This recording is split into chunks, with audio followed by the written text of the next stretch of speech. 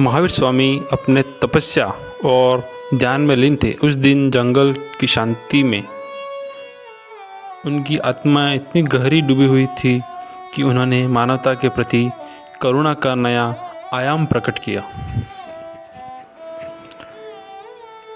सबसे पहले महावीर जयंती की आप सभी को हार्दिक शुभकामनाएं। आज हम बात कर रहे हैं महावीर स्वामी की।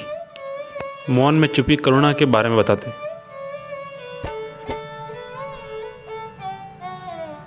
जब महावीर स्वामी जंगल में ध्यान लगाकर बैठे थे, एक युवक आया जिसे समाज की नफरत ने तोड़ दिया था।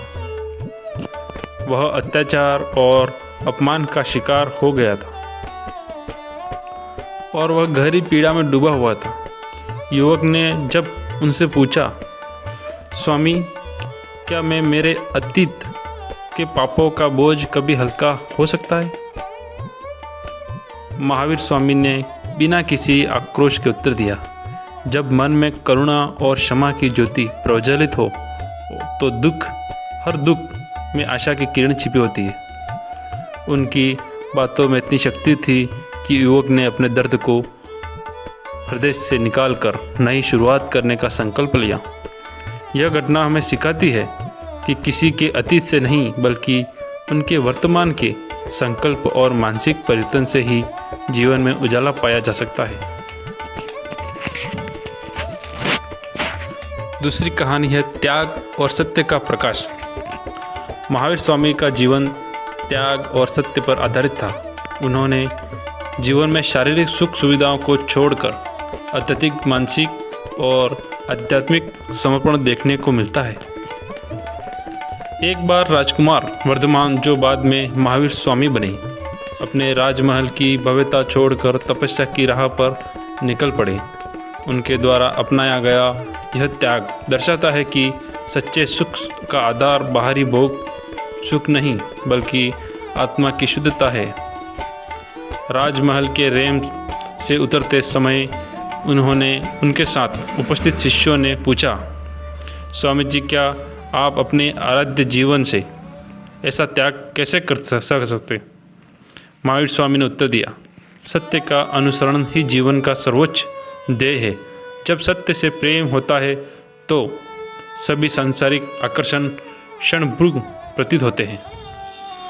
उनकी यह सीख आज भी हमें याद दिलाती है कि कभी भी बाहरी भोग सुख के लिए अपने सत्य और आस्था का बलिदान नहीं करना चाहिए। कहानी है तीसरी कहानी, अहिंसा का अचूक मार्ग। महावीर स्वामी ने अहिंसा का आदर्श जगत में प्रवर्तित किया है, जिनके प्रभाव से न केवल उनके अनुयायियों बल्कि बाद के महान नेताओं को भी प्रेरणा मिलती है। एक बार एक क्रूर व्यक्ति, जिसे समाज में उसकी निर्दयता के लिए जाना जाता था, महावीर स्वामी के पास आया।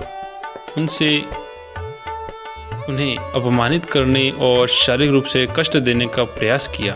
कई लोग ऐसे समय में प्रतिक्रिया दिखाते, परंतु महावीर स्वामी ने अपने स्थिर मन और करुणा से जवाब दिया।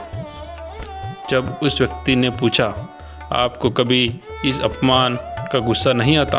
महावीर स्वामी ने मुस्कुराते हुए कहा, अहिंसा वास्तविक अर्थ है अपने शत्रु को भी दिए दया की दृष्टि से देखना।